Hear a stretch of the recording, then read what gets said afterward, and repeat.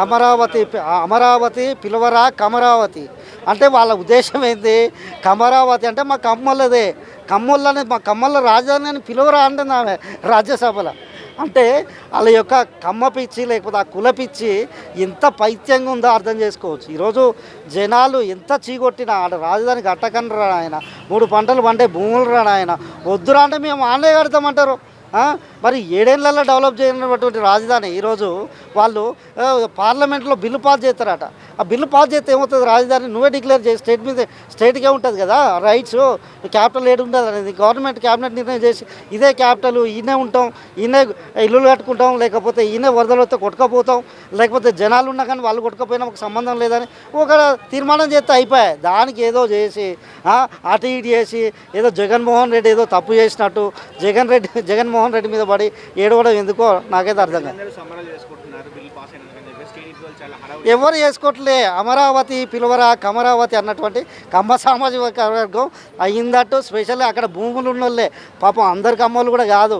ఎవరైతే ఆడ భూములు కొంటే రేట్లు పెరుగుతాయని వ్యవసాయ పొలాలని ఆడ తీసుకున్న వాళ్ళు ఎవరైతే ఉన్నారో, రియల్ ఎస్టేట్ కంపెనీలు ఎవరైతే ఉన్నాయో వాళ్ళు సంబరాలు చేసుకుంటారు, ఎందుకంటే భూమి రేట్లు పెరుగుతాయని.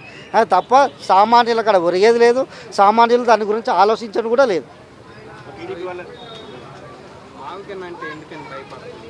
మహావిగాన్ అంటే ఏడా మచిలీపట్నం, గుంటూరు, విజయవాడ ఈ నుంచి రేపు ఈయన ఇన్ని అంటే 3 జిల్లాలకు సంబంధించి మాట్లాడుతాడు కాబట్టి రేపు మా సీట్లు ఏమైనా తగ్గుతాయని భయపడతారు వాళ్ళు. అది జగన్మోహన్ రెడ్డి అన్నది కూడా మహావిగాన్ అనేది ఆయన ఆకు అంటే ఆర్ట్ఫుల్గా వచ్చింది కాదు.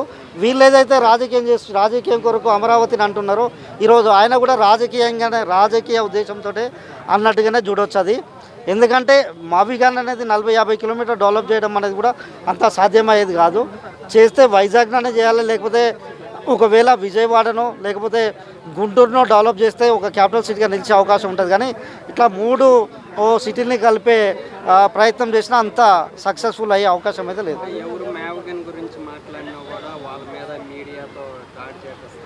సిగ్గు వాళ్ళకు లేదు. వాళ్ళకు లేని పిలువరా అమరావతి అంటే వాళ్ళకి వ్యతిరేకంగా మాట్లాడితే మానుతుంది. వాళ్ళ పెట్టుబడులు పెట్టింది ఎవరు? రాధాకృష్ణ పెట్టి ఉండొచ్చు, రామోజీరావు పెట్టి ఉండొచ్చు, లేకపోతే వాళ్ళ TV5 పెట్టి ఉండొచ్చు. వాళ్ళే ఉంటాయి.